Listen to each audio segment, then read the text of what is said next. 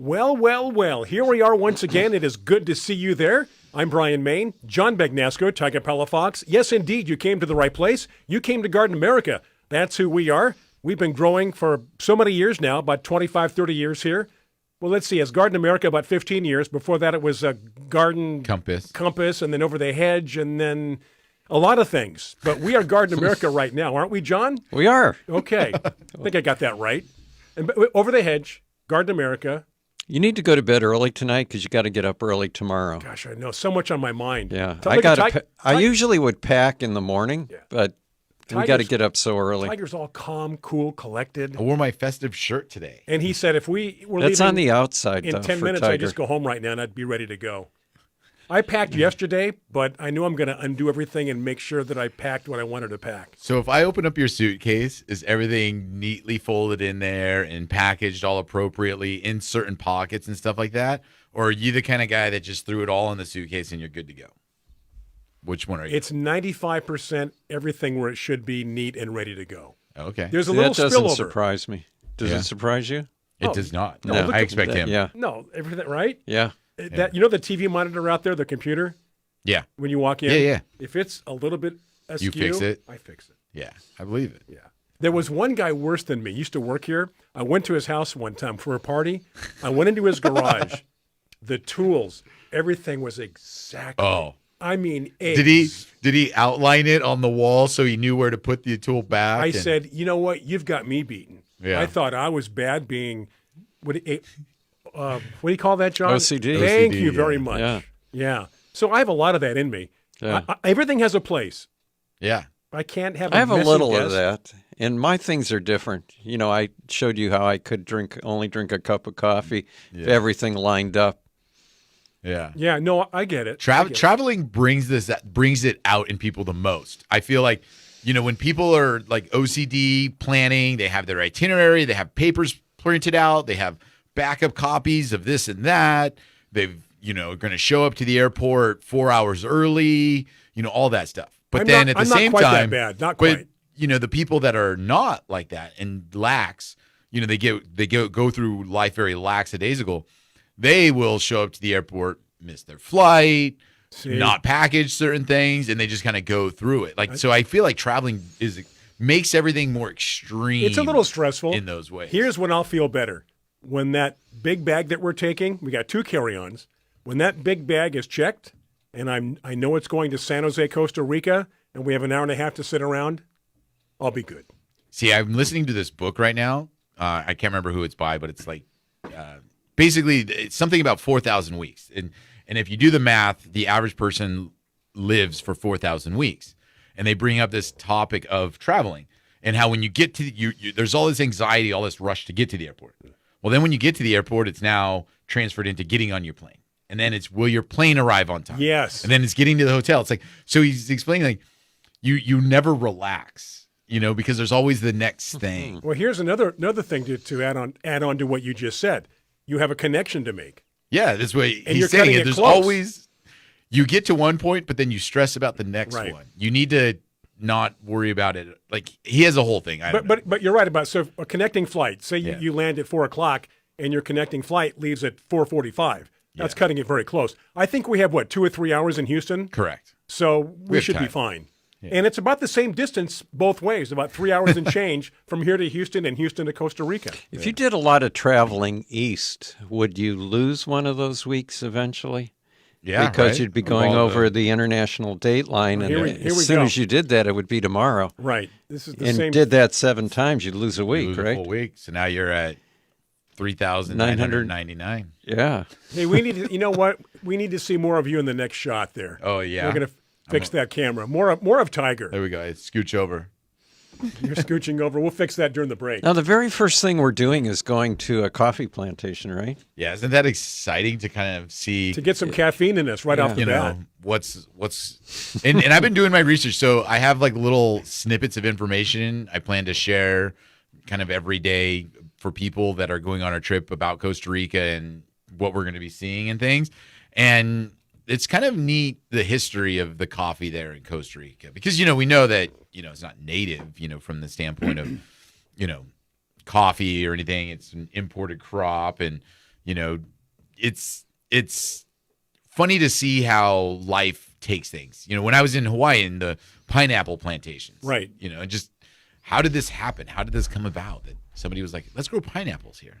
Did you know one of the rarest plants in Costa Rica is in the coffee family? I did not. And it has, actually, I think it's in next week's newsletter. I don't know if I did 2 newsletters at once, so I don't know which one I put it in.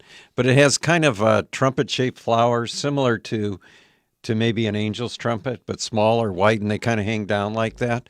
Big like the angel's trumpet, like a brugmansia flower? Like a maybe big half one? that size, yeah. Wow. And it's pretty spectacular. I don't know if we'll see one. Perennial, we've got to look for shrub, one. annual?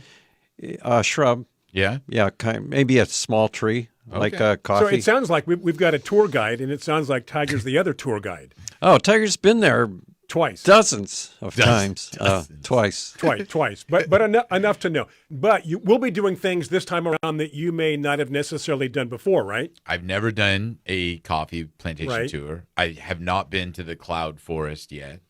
Have you done good. both This is sides good. of the country? I've only done the one side. Okay. So, and trying to think of what else I have not done. You did the West Coast side of the country? Correct. Yeah. Yeah. Okay. So where we end up, I've done that Right. before. But San Jose's on the other side, correct? And I have flown into San Jose, Right. but I did not spend.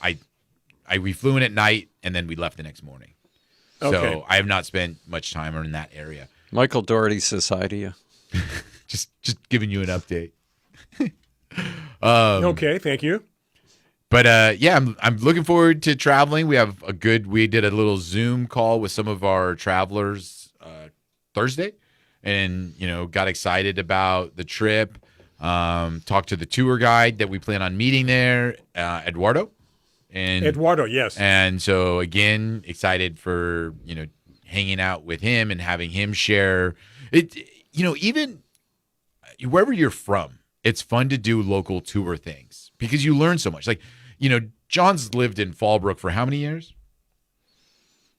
Since 1978. And not once have we had a tour in Fallbrook.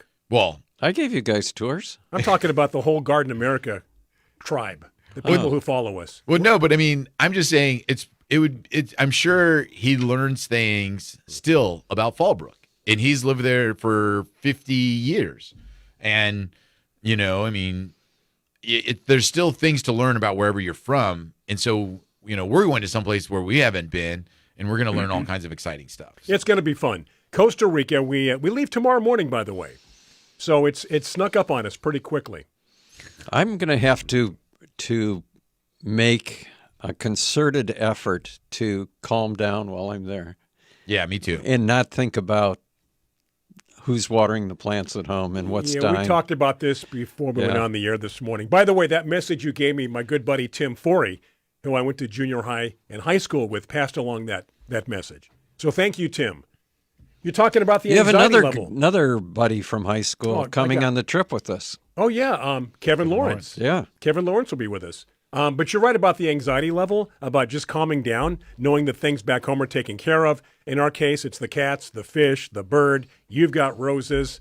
Your wife is staying back, right? I've got Yeah, so I'm chickens, not worried too. too much. So she's going to hold down the fort. Yeah, and her mom's came into town, is going to be with her, so she's helping run the kids around You and all got that. no anxiety. I think that Janine said you can go, but only if you bring your dad to watch it. Exactly. Right. Exactly. But regarding that anxiety and stress while you're there, I will say that Costa Rica, I've traveled to a lot of places, but Costa Rica is one of the places that actually, when you are there, it has this feeling of calmness. So they have this thing there called Pura Vida, which translates to pure life. And that's like their hello, that's their goodbye, that's their how you doing. It's like Hawaii. It is. It's the Hawaii aloha, Yeah, right? aloha, for sure. And so after you've been there for a day and you just are hanging around with people, you're like, okay, I'm chill. Is it like sinking into a huge easy chair? Yes, exactly. There's just you just talking to people there that are living there. They're like, oh, I don't have to rush. But what and be about the there. piranhas and crocodiles? They don't go to the rivers and those things. Oh, So that's you don't have to worry I'm about looking it. forward to that. Really? Yeah, that's something I'm like, bring it on. We had, we were talking about We've got less than a minute, John, but go ahead. talking about the newsletter before we started the show, right? And we've got a couple comments about it. So when we come back from the break, maybe we'll talk a little bit We'll about address that. questions. By the way, we didn't mention this, but no guest today. So whatever you want to talk about, Costa Rica, anything in your garden, questions, comments right there on a Facebook page. Those on Biz Talk Radio, welcome. It is Garden America, the day before we leave to San Jose, Costa Rica, and the rest of Costa Rica for that matter this upcoming week. Brian Main, John Bagnasco, Tiger Palafox, back after these messages on Biz Talk Radio.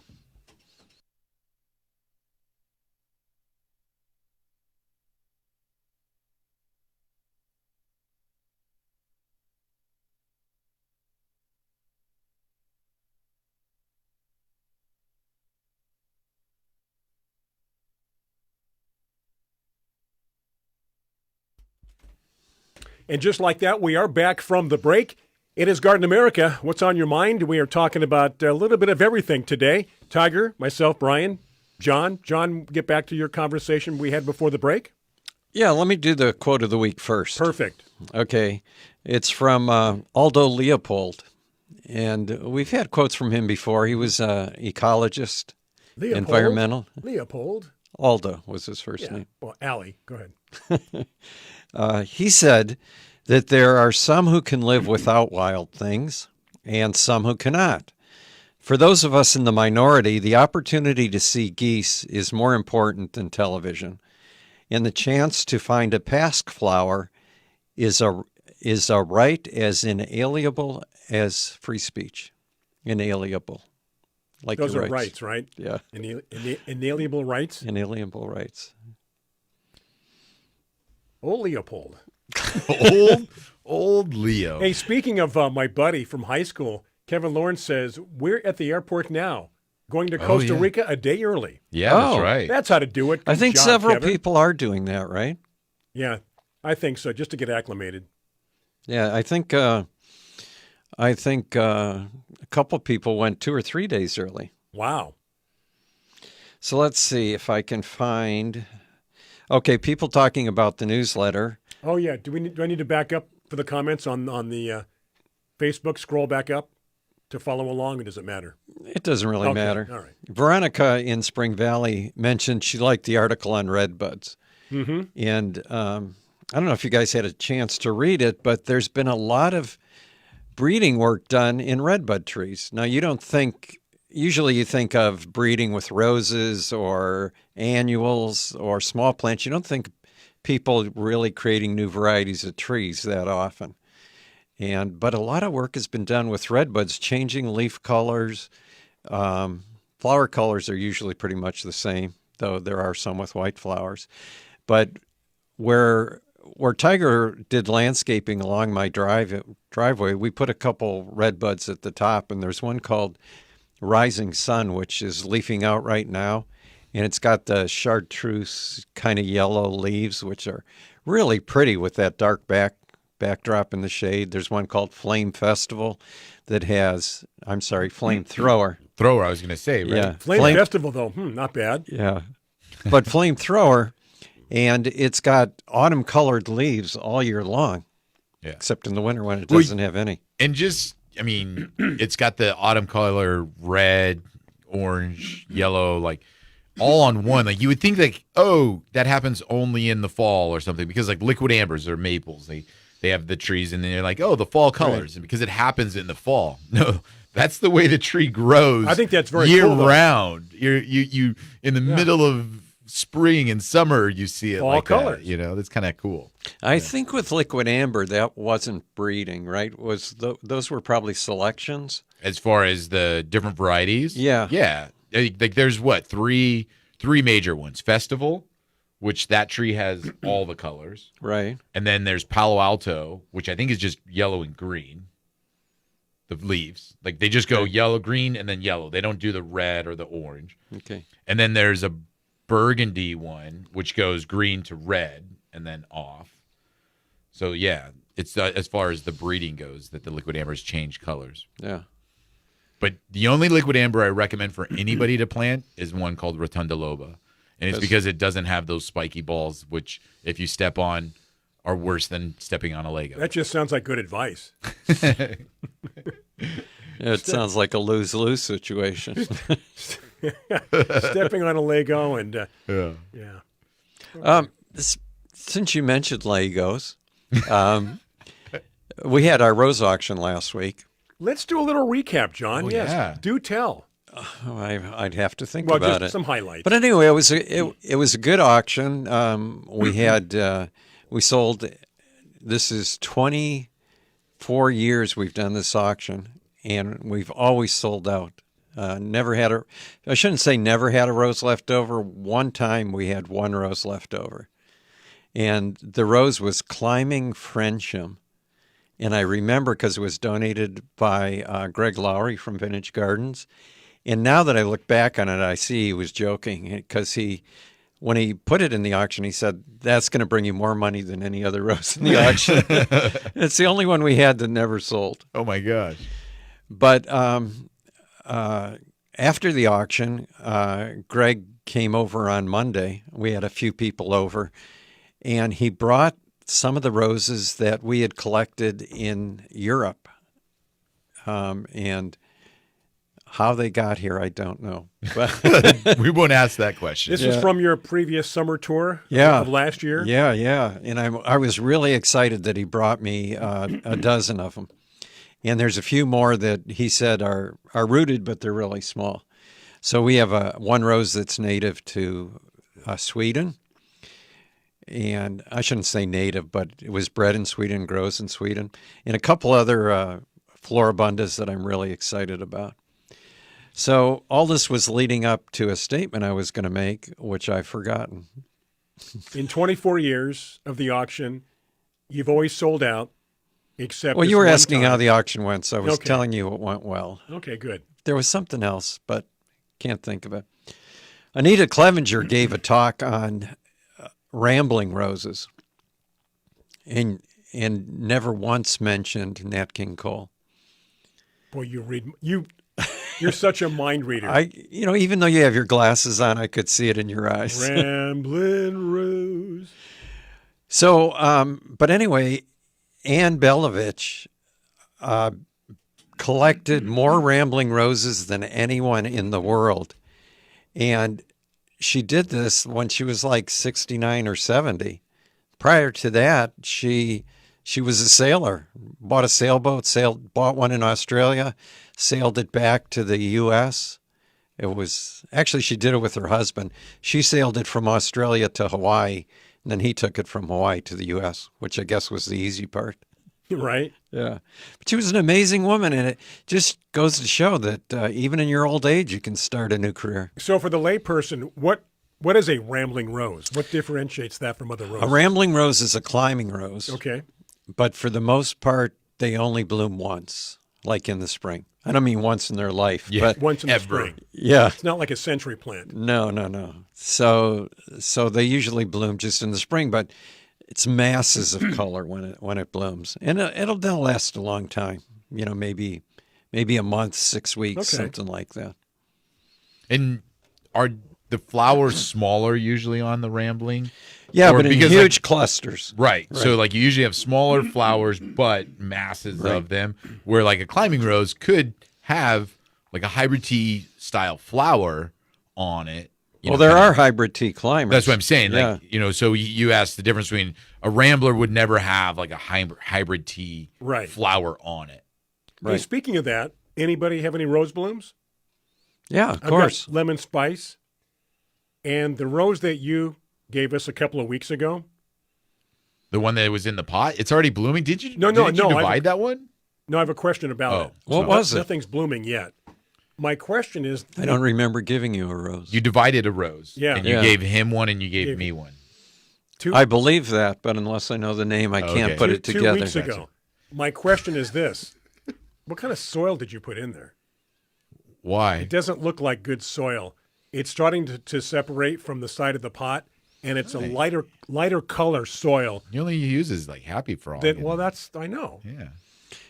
If it was one I divided, though, it would have had a real heavy soil Oh. because those were the roses we picked up at Remember we drove your truck up to Greg San Lowry's? Jose, Yeah. And they used, I don't know what kind of soil it was. It's not something we're used to, I can tell.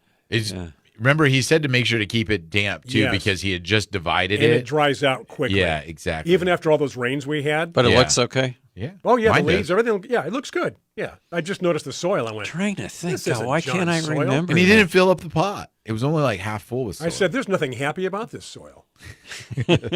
But no, it still looks good. Yeah. So, yeah, things are starting to bloom. We have to take a break. I'm about a minute over. How about that? Goodness gracious. We'll take a break for our friends on Biz Talk Radio. This is Garden America.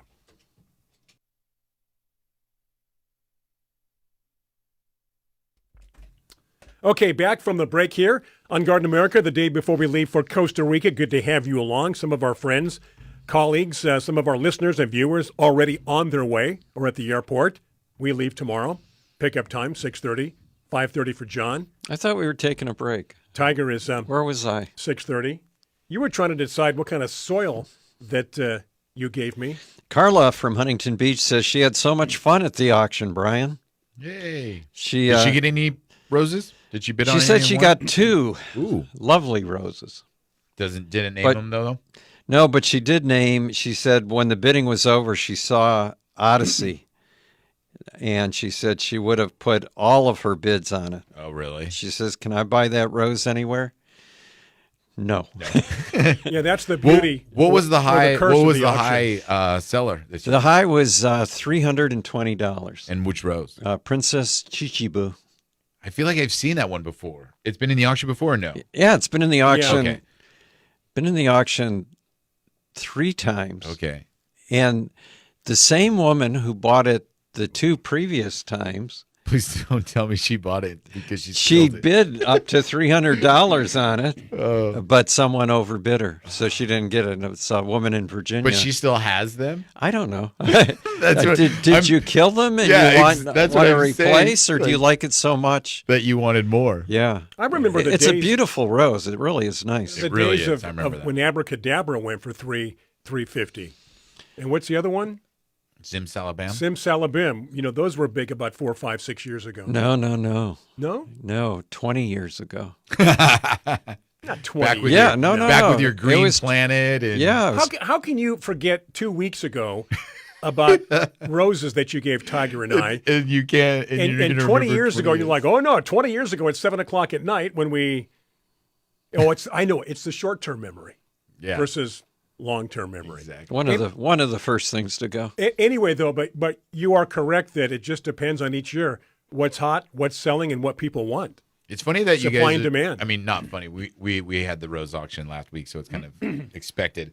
But I've been doing the deep dives for Costa Rica, and I was learning that the Costa Rican national flower is an orchid. It's a very beautiful purple Are orchid. we going to an orchid plantation or?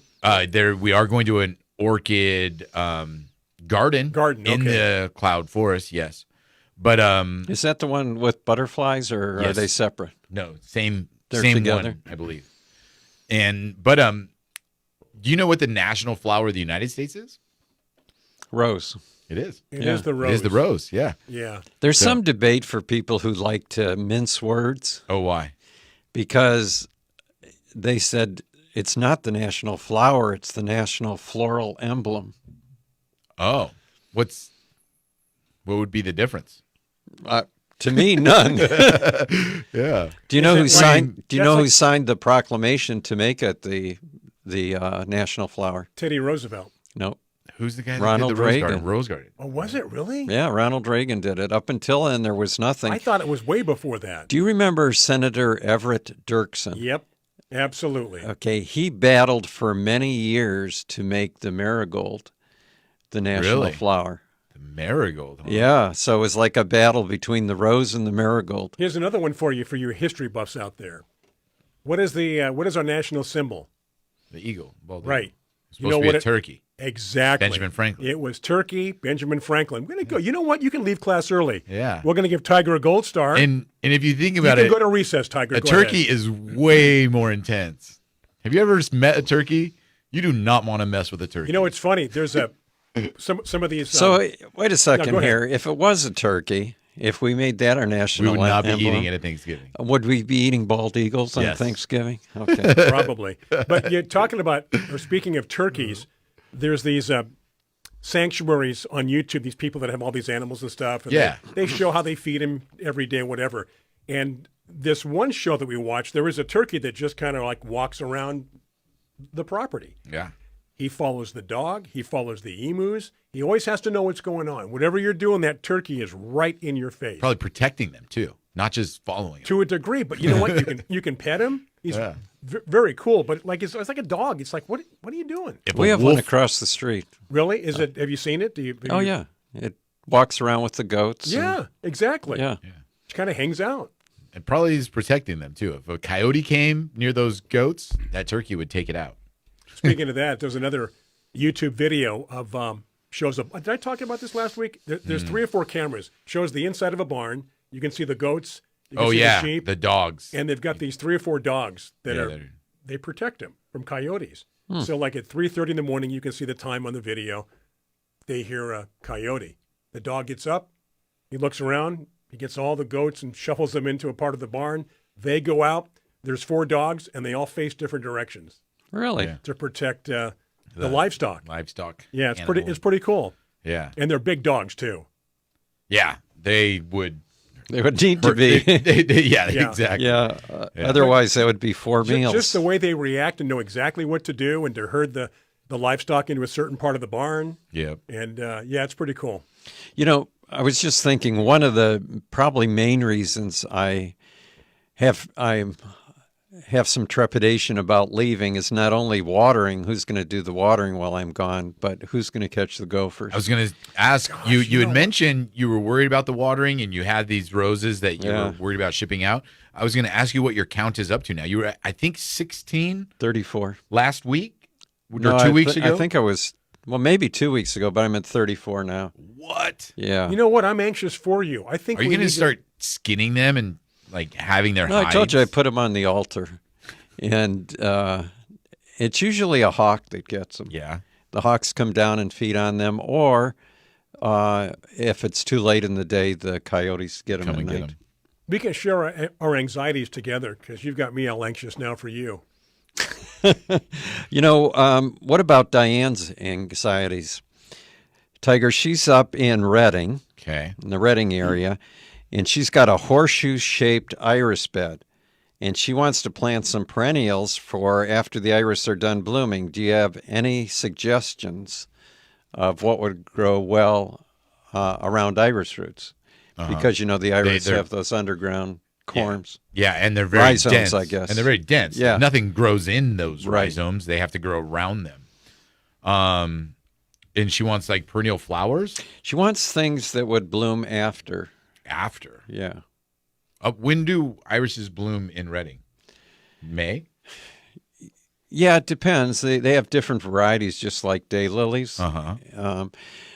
And I would put daylilies in there, but iris are kind of drought tolerant. Yeah. So you want to probably put some things in there that are going to be drought tolerant and not because too much water on iris prevents them from blooming, right? Yep. So you want things that are being kind of drought tolerant. One of the things I think would fill in there real good is that plant you planted at my house. I forget the name of it. It's got the yellow flowers. Oh, the Texas sundrops. Yeah, Calliophis? Yeah. Calliophis? That's a Yeah. Calliops sundrops. Yeah. That's a good one. Pennisetum margarita bop. Oh, great one. Penstemon. Penstemon. Did I say Wait, Pennisetum? say, Yeah. say that again. That just kind of rolled off your tongue. Penstemon margarita bop, because it's a native penstemon, really purple, pretty pink flower, Well, but the it margarita sweeps. bop is the dance of Costa Rica, isn't it? Do you remember? I've talked about this plant. Do you know why it's called margarita bop? Do you remember that?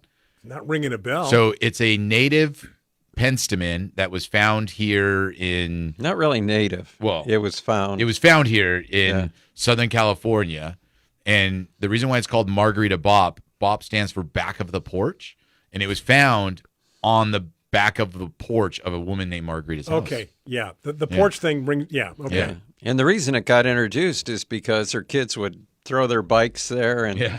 and it survived all kinds of abuse. Abuse just Walked kept coming on, back. Yeah. bumped into. And I've got one right now coming into full bloom, and it's just once it's established. But like you say, it's one spot and Yeah. it sweeps out. Yeah. So like you're saying with the irises, it would not need the to fill in with the rhizomes and the roots, Right. and it's low water. And the Well, Texas sundrops is low water. on the sundrops, I was thinking though they're in bloom all summer, right? Yeah, Speaking They're of just coming into tenacity, bloom right now. How's your Peggy Martin doing? great.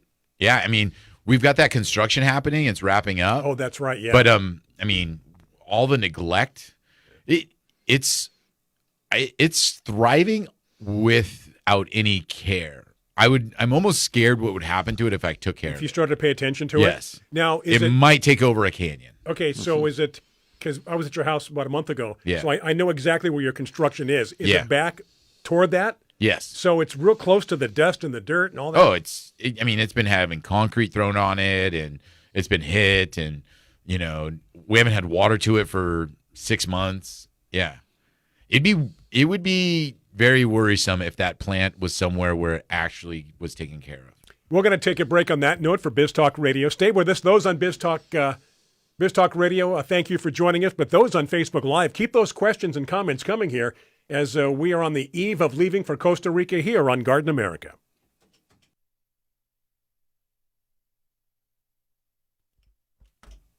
Okay, back from the break. Those on Biz Talk Radio, final segment of hour number 1. We come back at 6 minutes after. News coming up top of the hour. Facebook Live, there is no news. There's just us and your comments and your questions and other tidbits of information, John. When you're done with your ADU, do you want a plant that will take over the canyon? A rose? Take over the canyon, you said? Yeah. Because I need to find a place for this one. Which one is it? It's called Cooper's Burmese. That's a fun name. I've heard that name. You mentioned that name before. What's the color of the flower? White.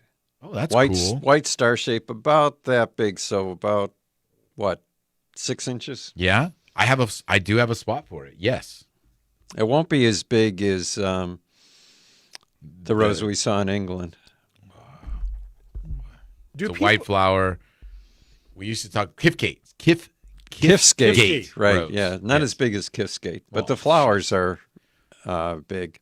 That's cool. Do but people it's ever huge. turn down, like, I have a rose I want to give you, or a plant, or who says no to any free plant? Or Well, some you just don't have room for. Yeah. true, right? Yeah. Well, I don't Like- have room for anything. And Dana would echo that, I think.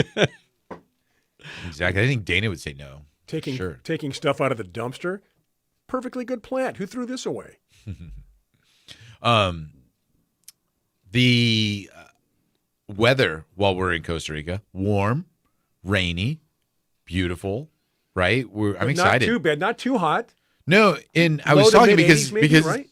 it did show rain, but it's kind of one of those things where it comes in, rains, goes away. Yeah, right. So it will interrupt your day if it's at the wrong time, but it won't be for very long usually, and a lot of times it'll just be morning or night.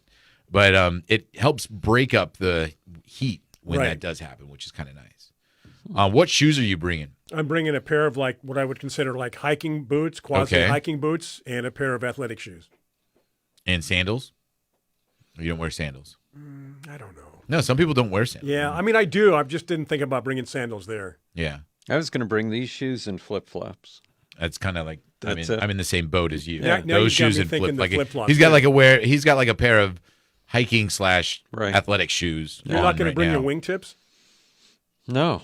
I wonder if you know- I even have wingtips. I made a mistake. Okay, we went to Cancun as a family a few years back, and we stayed at a very nice all-inclusive resort. And this was with my family, my sister's family, and my parents. Oh my gosh. Okay. And one night we wanted to go to a nice dinner, and we're in Cancun. I packed board shorts. I did pack a collared shirt, kind of like what I'm wearing now. Mm-hmm. And we showed up to this place to eat, and they're like, "You don't have pants on. You can't come in." And I was like, "What? Really?" I mean, I had shoes, I had shorts. I looked Was nice. it a bit breezy? You didn't know you didn't have pants on? I had shorts on. And then everybody looked at me and they're like, you didn't bring a pair of pants because everybody else had pants. And I was like, no, it's hot here. I did not plan on wearing pants. So everywhere I travel, I force myself to bring a pair of pants in case I ever need. Well, I'm pants. bringing pants and shorts. I'm bringing. I'm bringing one pair. Of I was pants. just going to bring a pair of jeans. Yeah, I mean, is that it? That's all I need. Well, It's you know- supposed to be you know- you would not casual, have, you right? would not have gotten into the restaurant that I wanted to go to. Oh, This is but- a didn't good have jeans. conversation I because didn't- I may thin out what I've already packed. This is good. The one thing I will say though is, like I say with the rain, is that it doesn't dry real well.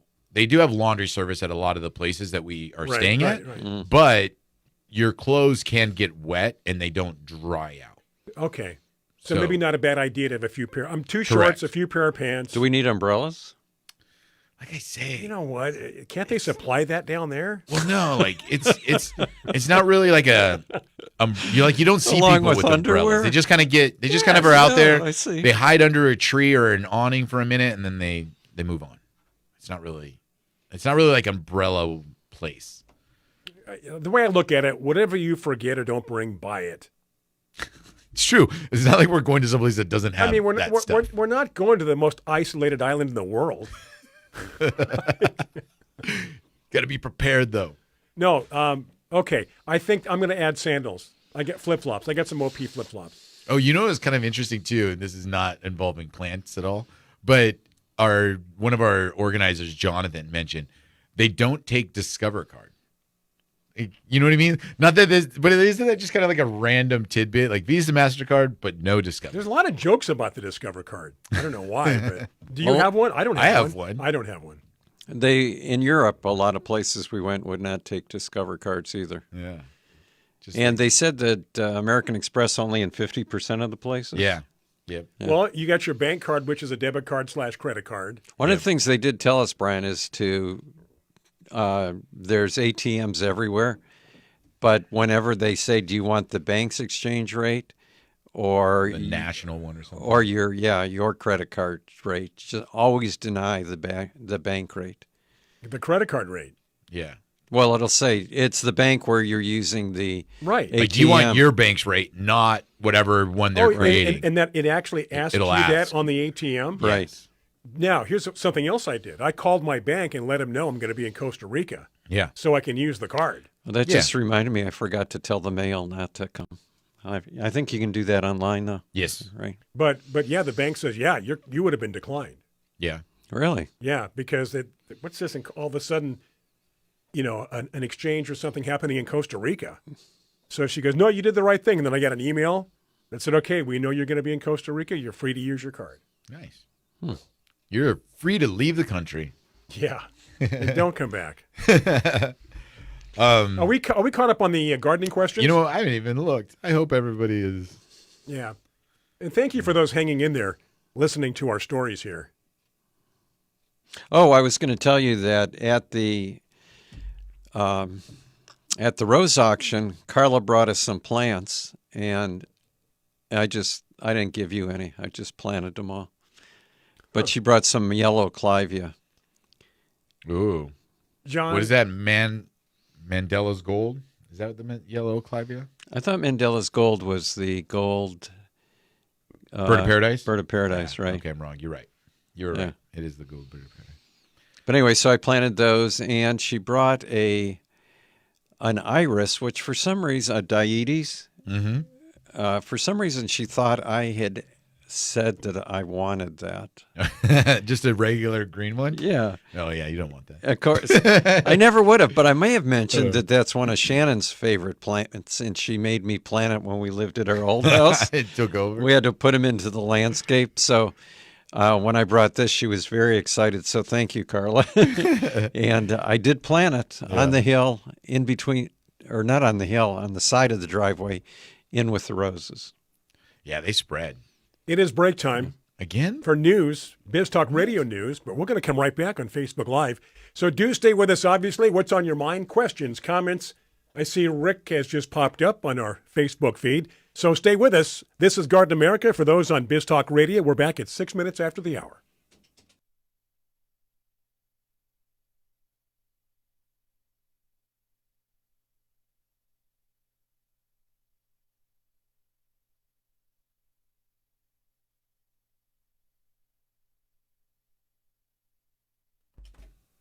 We are back, second hour of Biz Talk Radio.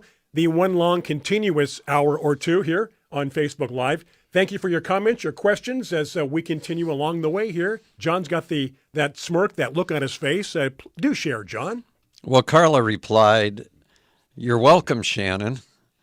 I did offer to throw it away, John." Well, Shannon likes hydrangeas too, though, right? Isn't she big enough? Yeah, those are her favorite Right. flower. But yeah, she's very specific in what she likes. Rick in Star, Idaho says that he had has some property in Agnes, Oregon. Uh-huh. And he was exploring the area next to his property. He found an old cabin foundation, Ooh.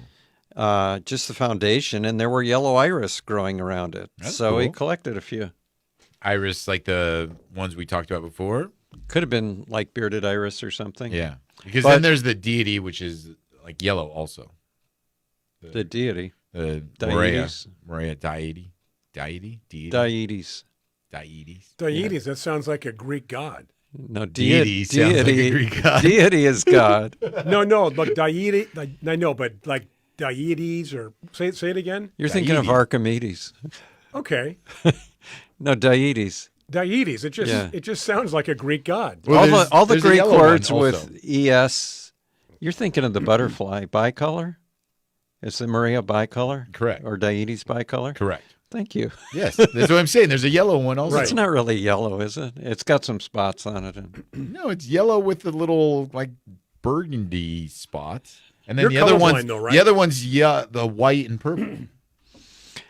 I have color blindness corrective sunglasses. Hey, speaking of correcting things, well, this is way off the beaten path, but I thought it was a very cool video. So there's a guy in a doctor's office. I assume it's a doctor's office, and he has Parkinson's, and he's shaking, obviously. And they've got these electrodes hooked up to him, and something they've done, and she has looks like a little, what would you call it?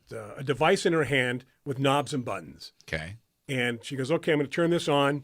And then she starts dialing it, and he's shaking, and all of a sudden he stops shaking. Uh-huh. And she goes, how's that feel? He goes, that's wonderful. He is not shaking at all.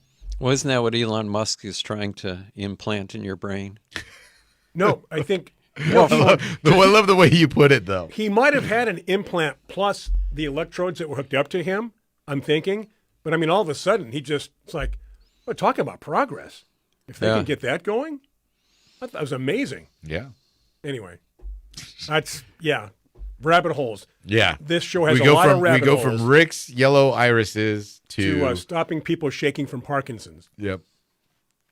Well, they are making some amazing. And one of the things actually helping the medical profession is AI. Yes. It's, it can put together and make connections that doctors just don't have time to do or can't figure out. Nobody's even thought of it. So, I saw a video of this woman getting her eyelashes done. I guess would be at a. I know. I'm What are you watching all these videos? Because things man? pop up on YouTube. You watch Oh one my subject, gosh. and it says you'll like this. So she's laying down, and this robot is like just doing things to her eyelashes, doing whatever, boop, boop, boop, boop. It's like, goodness gracious. I mean, there's no doctor in the room that I know of. Oh, good. But yeah, just weird stuff. Yeah, I know. That's the thing. Yeah. You go on YouTube, watch one subject matter, Yeah. and then it'll say, "Oh, you watch this, you'll probably like that." Good. Goodness It's like gracious. Netflix. Sounds like we so all the whole need a point of vacation. that story is don't ever be in a room alone with a robot. Like, make Otherwise sure it'll a doctor's there. Otherwise, it'll just do your Well, I'm sure eyelashes. there was somebody there, but the camera was focused on her. She had her eyes closed, and whatever work they do to your lashes, whether they extend them, fill them in, whatever, Take them this off. robot had two different appendages, and it was doing all the work. Oh, goodness gracious. If anybody's listening to this radio show They go, right "Wait, now, what is your topic?" and not watching it, you got to watch Brian's little hand gestures to what he was describing of these little appendages. Yeah. That's because he used to use sock puppets a lot. I do. Lenore says that she liked the Did You Know feature in the newsletter about the Walter's violet, Oh yeah. which is a rare violet, and her dad's name was Walter. Oh really? Yeah. Oh, Lenore. It's kind of a low creeping one. I don't think it grows in Southern California. I think it's more of a woodsy plant. Right. There's a lot of really cool. You know something, and I think John Clements had mentioned this before too, but something that I'm amazed at how well they bloom and how really nice they are dianthus. Mm-hmm. There are just a lot of different kinds of dianthus out now. Yeah. Tall ones, short ones, Fat ones, skinny ones. skinny ones, yeah. Fragrant, non-fragrant. Yeah. Color. Even the ones with chicken pox. Doubles that are It's an more. old commercial for Armour hot dogs. What kind of kids love Armour hot dogs? Is that what you're thinking about, John? No. Never mind. I don't want to admit to it. Brian and I think a lot. I planted one though in my yard just recently, a white one with gray foliage and kind of a spreading one, but it's a taller one. I like them. Like you're saying, there's really neat dianthus. Did you see what Dana said? Tiger, welcome to my hell. Exactly. I did see Carla's mention, will somebody please ask a plant question? Exactly. Hey, Kevin said, great show. So there, Carla. But he goes, I don't think that there's anywhere in the world where roses don't grow. And he's wondering. There are no roses native. I mean, roses do grow all over the world now because people have moved them, right? Well, not in the Arctic Or the Antarctic. or the Antarctic. Right. Yeah. But there are no roses native to the southern hemisphere. Really? Yeah, Yeah. all That's a great trivia question. Yeah, all roses are native to the northern hemisphere. Do you remember? Speaking of trivia questions, do you remember? Is it a plant trivia? We used to ask a trivia question Yes. every Yeah. show. Every show. We gave a prize out or something, right? Yeah, and do you remember? And usually that was up to me to come up with the trivia question. Do you remember the one time I came up with a trivia question, and we each had a little script that we had to play a part, and you had to read whoever you were. You had to read that part, and I'm trying to think. It's coming back a little bit. Yeah, and then the trivia question was going to be who was the one who committed the murder, like who done it. And it was a whole story about a plant hunting expedition in Africa, and somebody gets killed, and everybody comes and makes a statement. I think we had like 6 different parts.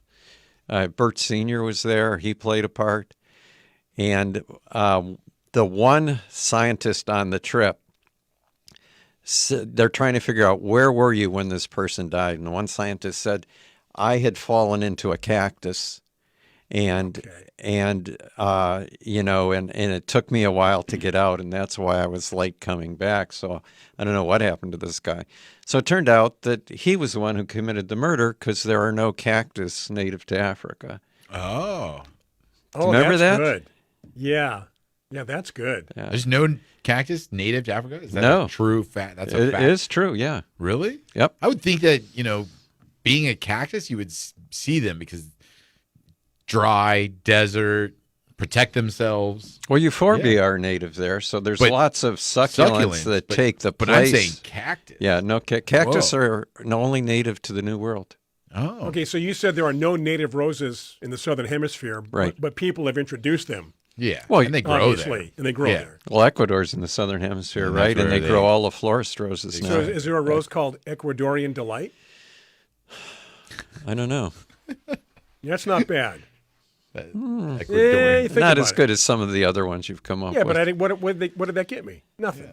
No, but got You somebody can to get a use whole the country name. behind you. Yeah. You can get Oh, next great. thing you know, it could be the national flower of Ecuador. Great job on the naming, sure, but the money rights are going to go to somebody else. Huh? Do you know that we had 3 speakers on Saturday at the rose auction? One was Greg Lowry, and one of the roses he put up there to show a picture of was sent of a woman.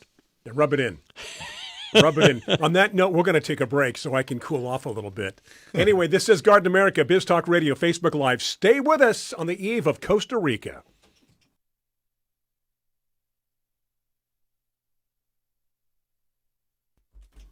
All right, back from that break as we continue on Facebook Live. Questions, comments, we love it. We have more to read, John? Veronica says that her neighbor decided to replace his fence with a 6-foot brick wall.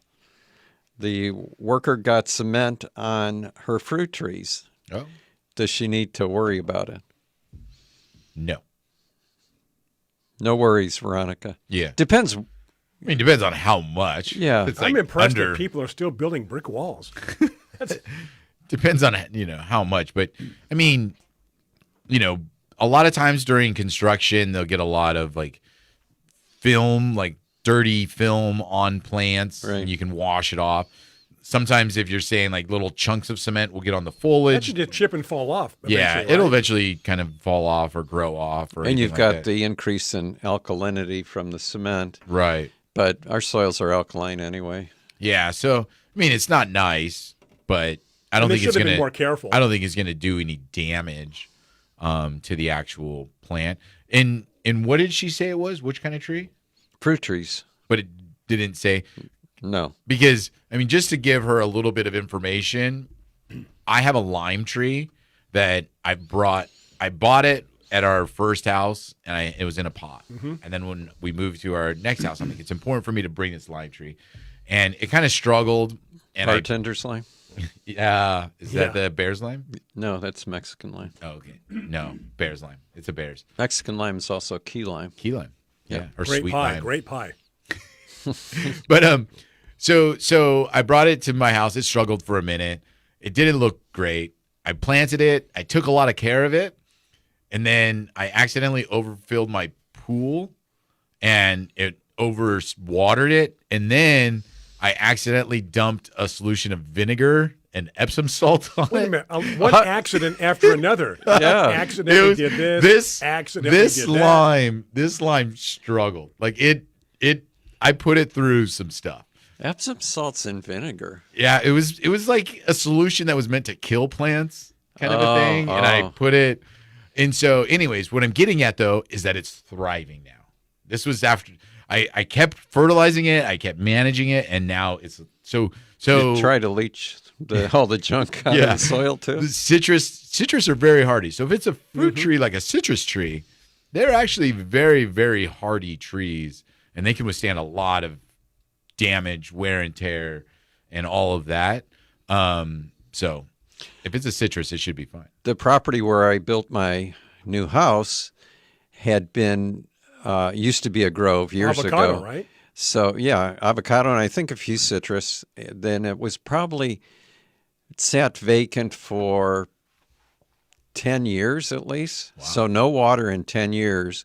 And there was a Meyer lemon up on top of that hill to the left. And it looked horrible, because 10 years without water, you can imagine. Except occasional rain, right? Well, it did Yeah, rain, right. but I mean, no irrigation for Sure. 10 years. And I cut it back and watered it, fertilized it, and it looks like it's been maintained well for years. It's just super thriving. loaded with It lemons. was just dormant. That's all.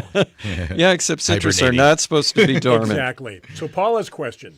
Well, Paula says you guys are crazy and fun. Well, if we weren't crazy, we'd all go insane. Yeah. So Well, and it's also not good to be crazy and no fun. true. Yeah, those kind of people way better to be funny. end up becoming serial killers. But she said, Wow. and you do share some interesting things. By the way, how do you increase blooms on an iris? Ooh. Depends what kind of iris, right? Yep. If it's a bearded iris, like we were just talking about, too much water decreases blooms. So if you want to increase blooms, you need to make sure that they're not under regular irrigation. They do need Too to much go water, right? Yeah, they do need to go dry during the summer. I mean, after the winter rains, you can't do anything about that. That leads me to my next question, and you doing landscaping might run into this. So let's say somebody has, you've planted different things in their property, right? And you may have something in and amongst another plant that doesn't need a lot of. I know. Am I Italian? What's going on this morning? Using my hand. So you've got in and amongst the plants. Some need a lot of water. Some don't. They have Right. irrigation. Would you say, wait a minute, you can't plant this plant here because it needs to dry out? It's in the middle of these other plants that need water. So the irrigation is going to be a little bit iffy on that. Correct. Yeah, I mean, depending on what kind of irrigation, if you just have pop-up sprinklers, and they come on and they run for however much time and they soak an area, there's nothing you can do to control it. If you have drip, you can put maybe a drip emitter that emits less water or more water, depending on that. So it kind of depends on how you're watering your plants. If you can, put in a cactus or succulent along with a perennial, it's a possibility, but it depends on your managing your water. Right. So but yeah, you'd want to maybe separate those. Yeah, you would because you can end up overwatering or underwatering one or the other. And they go, I don't know what I water all the time and it's dead. What did I do? John, what was the product that a lot of people said to go with bulbs? Was it bone meal? Bone meal, yeah. When you're like, oh, it's time to plant your bulbs and to make them grow. Yeah, you need to mix bone meal in the bone soil. Meal, right? Right. And so is that something that would help make them bloom as well, or no? There would be no reason to use bone meal for anything in California. There's a few. Maybe to make your bread, but that's about it. There's a few items that John mentions here now and then, I should say. Remember he says there's no reason to ever. Jack and the Beanstalk, I'll grind your bones to make my bread. No, I do not remember that. Oh. You remember that, right? I don't remember the line. Fee-fi-fo foam. Oh, yeah. I smell the blood of an Englishman. That I remember. Be alive or be dead, I'll grind his bones to make my bread. Oh, no, I don't remember that. They don't teach that in school anymore, do they? Who wrote Jack and the Beanstalk? I think it was Shakespeare. Get Brian to stop and think. Did we answer the blooming question, though, enough? If it was that type, if it was the iris, I think that's the best. Bloom more? Yeah, some organic foods mixed in the soil would help, but I wouldn't use bone meal. No. Because bone meal is, first of all, it takes 2 to 3 years before it ever gets released into the soil, the beneficial parts of it.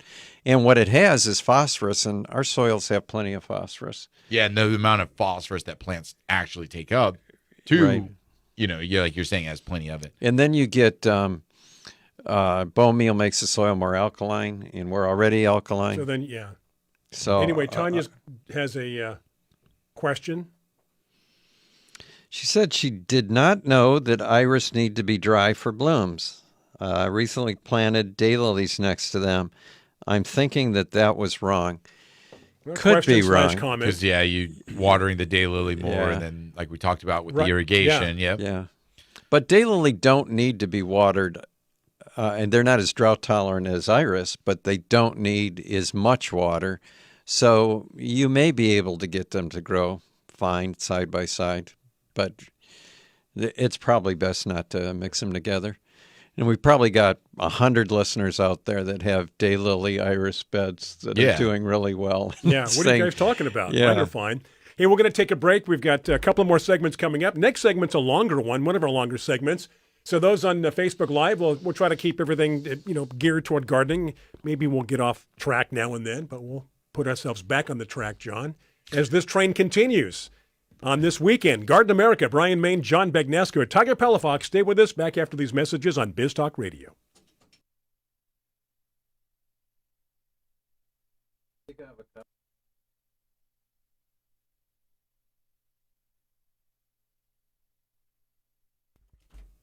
We are back. It is Garden America as we continue. Happy weekend to you, or happy whatever day it is when you are listening to this show via many ways to listen to Garden America these days. We're all caught up, John, for the most part? Oh, yeah, I see. We've got a new one, don't we? Question? John says his neighbor is planting a hedge between their homes and for privacy, and he's planting on Chinese pine, which I've never heard. Chinese pine? Yeah, I never heard that term. But Upine. No. Podocarpus. Podocarpus, yeah. Yeah. Okay. That's what I'm thinking. I've heard Upine. I never heard Chinese pine. Yeah. Okay. The gardener says that Eugenia or Sweet Bay would be better. What's our opinion? Not Eugenia, right? Do they still have the psyllid problem or no? Yeah. The Eugenia I do not like very much in general. Like it's not a great looking hedge, and they get psyllid, and they're very messy. The Podocarpus, different varieties. They're good. There's some that are better than others, but and then the what was the other one that they mentioned? The Sweet Bay. Sweet Bay. I'm trying to think of what that is. What is this? Well, bay would be Loris. Yeah, which I do not recommend as a hedge. Right. So, Sweet Bay. But podocarpus, you have podocarpus at your house, do. right? And there are a lot of different kinds, like you're saying. So gracilier, sometimes they use that, but doesn't that get to be too huge? Yeah, I mean, I love Gracilier. Yeah. It's very beautiful, clean looking. But if you wanted a 20-foot hedge, it'd be perfect. Yeah. But if you want an 8-foot hedge, you don't want to constantly keep trimming that Now, down. what did you put in, Mackay or Macrophylla? Macrophylla mackii. Macrophylla mackii. M-A-K-I is like a subspecies of the Macrophylla. Right, that variety, which is shorter, right? Much slower growing, Yeah. but shorter, which just means, though, that I just won't have to top it because that's the area that I'm in. I would not want to be having to try to top my hedge. It'd be just too crazy. Yeah. You know, I like that new variety. Is it Icy also blue? Yeah, is that a Macrophylla type? Yeah, and it's a very slow growing variety as well, which easy to maintain. Which is important because it gets to be huge if you don't over time. But that one does get a little bit of the sooty mold issue in certain environments, but I mean, as we know, we can solve that issue with watering and wind and sunlight. Can you spell the name of the 30-foot hedge? Gracilier. It's Podocarpus, Gracio. No, Cilior. IOR. Now use it in a sentence. I was graciliering. I hope that helps. Okay. Sweet Bay. Yeah, he says the hedge needs to be at least 30 feet tall. Oh, wow. Good one. And that's good, Then right? use Podocarpus gracilier. Yeah. Sweet Bay. Yeah. Okay. Yeah. Sweet Bay. Is that what they said? Sweet Bay? Yeah. So, yeah, if they're talking about Laurus nobilis, I do not recommend that. Number one, it gets powdery, sooty mold, scale, and so many other bugs. And it's going to be eventually tree-like. Yeah. So it'll be no leaves at the bottom. And all on top. And, I mean, it's fast growing and wonderful, but it just gets so many bugs that it's not a fun hedge to have. So I wonder if you could use Podocarpus gracilier or maybe even Podocarpus macrophylla, if just not the dwarf type. Yeah. Either one of those. Either one of those would be fine. And then there's a few other Podocarpus too, out there varieties. But I think that gracilier is probably an easy one to get your hands on. Very common. And then Eugenia, no. I mean, especially for 30 feet, right? Yeah. It's not going to probably hit. Yeah, it'll hit the 30 feet. Yeah, but it's going to be a huge mess by the time it gets to be that tall. Yeah. And then the thing to remember, too, when you're creating a hedge is that you do not top it until it gets to the height. So a lot of people will be like, oh, I want to start trimming it up and make it look nice. Let it get to its height. You need to let it keep growing. And then when it gets to the height, then you top it because then it fills out the bottom. But if you top it early, it'll grow. The growth? It'll slow it down. Okay. And so then you'll be, you'll have it struggling to get to the height you want. Which is opposite of what a lot of people think. Oh, if you keep cutting it, it'll encourage growth. Right. And that's not the case. Yeah. Well, it does encourage. Just outwards. Yeah. not slows upwards. it down. I guess lower growth. I guess people think it accelerates the growth and Correct, it slows and it down. Doesn't. Okay. It encourages the lower outward growth and the upward vertical growth on a hedge. Which, if you wanted to spread, you would do that. And the other mistake that people make. What about? I don't know how it does in San Diego, but what about green giant arborvitae? I mean, I think that one. Where is this? San Diego that they're planting it? Yeah. I think the watering on that one would be way more than the Podocarpus to keep it, actively growing and good. I was thinking that those. Do you remember the hedgerows when we were in England? Yeah. They were about 30 foot tall, and they seemed like a lot of those arborvitae. Right. But I think that the issue is that, we just get so have that such hot extended dry period that I think you would see better production out of the Podocarpus. But it's a nice hedge, like the green giant. But I think that you would have trouble getting it to grow as well as the Podocarpus. But what I was going to say though also is a lot of people make the mistake on planting a hedge too far or too close together because they want it more instant. Like Like they want to be like, oh, I want to block out this area tomorrow. And then they plant these large specimen things right next to each other. And I mean, they'll survive, but they struggle. So if you can give yourself a little bit of time and space things out nicely, you'll get a better, healthier tree hedge down the road. Because I went to a house the other day, John. They had ficus nitida hedge. They planted them like 2 feet apart. What? And you're speechless, I can tell. It's an instant hedge. Yeah. But I'm looking at this in the space that they put it in, and I'm like, there's no room. It's gonna like disrupt walls and foundations, and it's gonna choke. There's a fight going on underground right now with that root system that I'm like, oh my gosh. They're gonna have trunks that are bigger than 2 feet, right? Eventually. And when we were in Florida, it surprised me that how many people used Ficus benjamina as hedges. As a hedge. Especially in Florida, because there's no shortage of water. Yeah. And that benjamina. Yeah. But I think they just keep hedging it and cutting it. Yeah. But like, oh my gosh, it's so crazy. That's just more work too. Like a redwood hedge would be nice. I want some privacy, right? A redwood, just 2 feet apart. Sequoias just grow. When we come back from Costa Rica, I need you to come over to my house and give me a bid and tell me what you think of this idea. Let's have a bid party. We'll get together. Well, my wife is opposed to this idea, so I want to run it by Tiger and see if come in low on the bid, see? No. She just didn't like the idea, period. She doesn't care if he does it for free. But I think it could be that I'm just not explaining it well enough to her. But where she wants grass right in the back. Okay. Mm-hmm. Well, I'm thinking in back of the house where I put in the Japanese rose garden. Okay. Across from that, I want to make formal rose beds with some walkways in between the beds, and then maybe use some of the beds for vegetables. Okay. So I can have formal rose beds or vegetables. I was thinking we come in, we take the berm out that's back there to get the soil we need to fill up, put in those beds, and then I can move all the roses where the grass is over there. Right. So then you can come in and do that area. Does that make sense? Yeah. No, I think that makes perfect sense. And it would look good, right? It would look nice. I think that your biggest challenge with a vegetable area is how secure you're going to make it. You know what I mean? Like critters wise.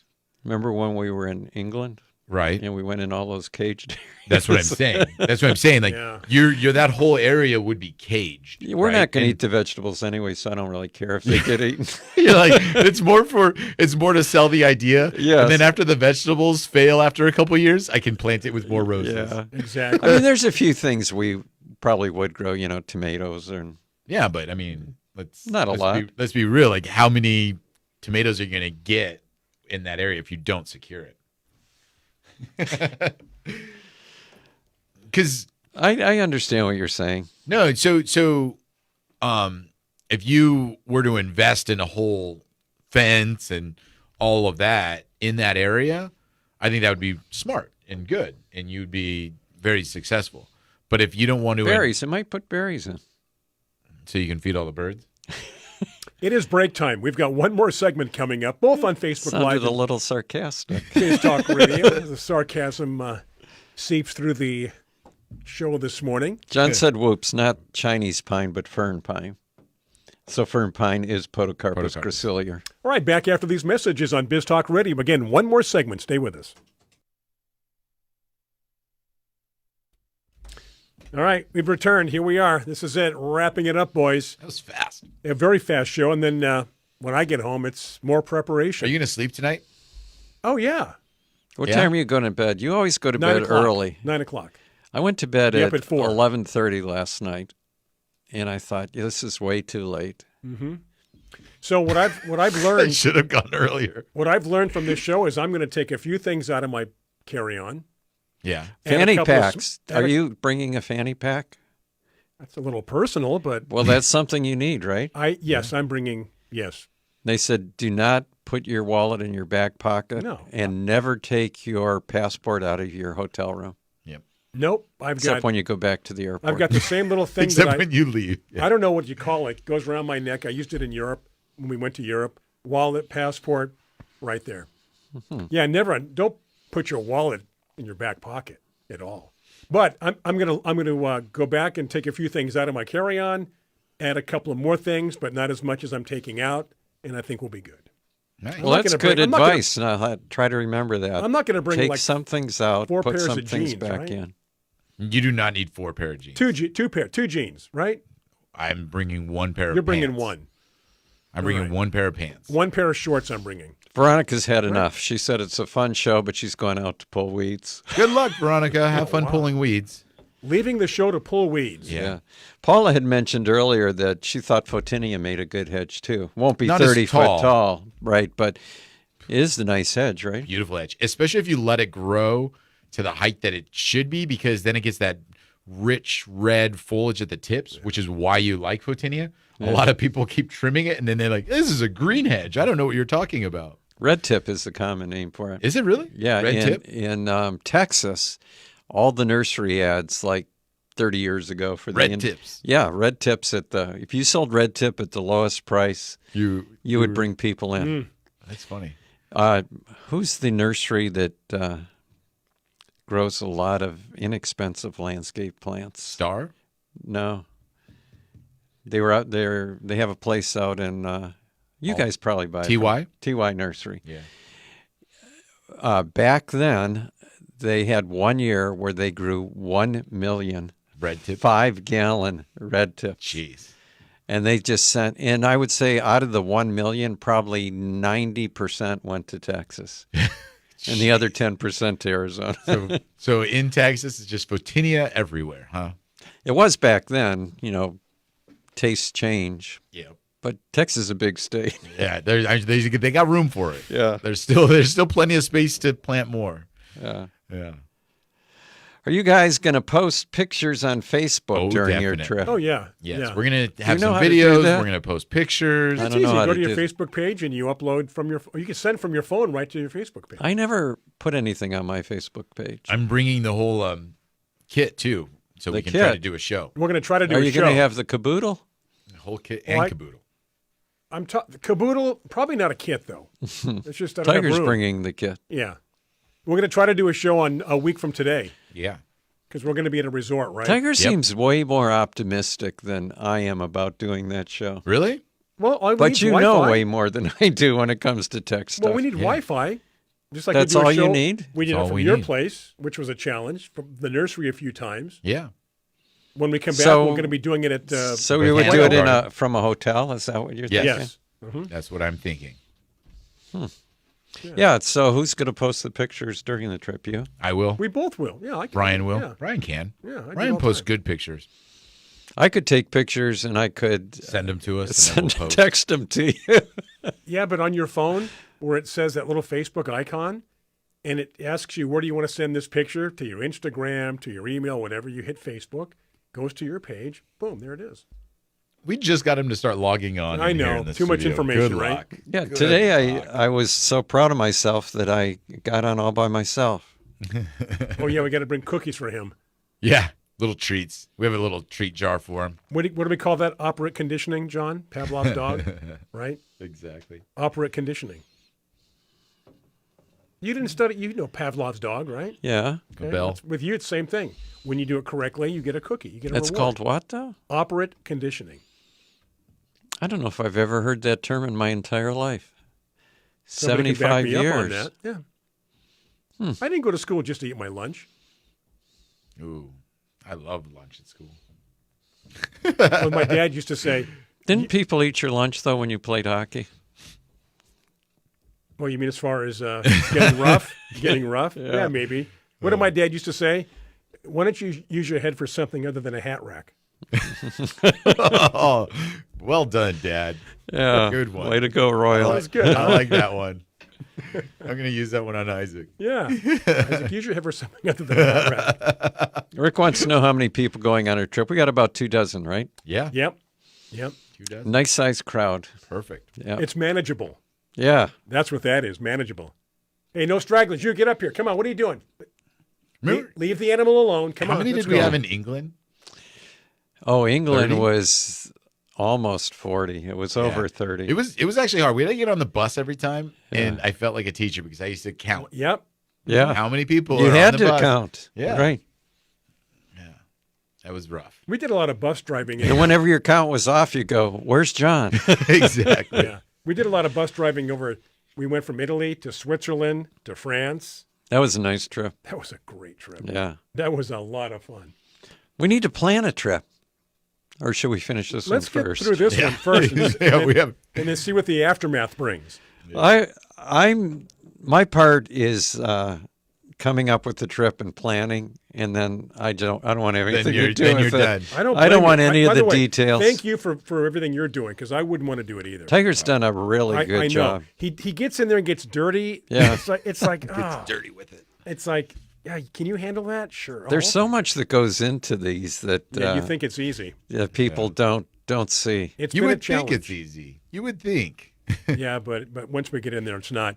All right, guys, that's going to do it. I've got to get home and, All right. and do some more packing, some Yeah, more planning, more I got to unpacking. start packing. unpack and pack again, and not bring as much. So until hopefully we'll see you back here next Saturday from Costa Rica, live broadcast from one of the many resorts we'll be at.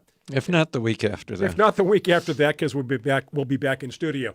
For the entire crew, Tiger Palafox, John Bagnasco, I'm Brian Main. Have a safe rest of your weekend, a safe week, and hopefully the next time we speak will be in Costa Rica. During the week, pictures coming up from Costa Rica on our Facebook page. Take care, be safe. Next time it'll be more Garden America. Take care.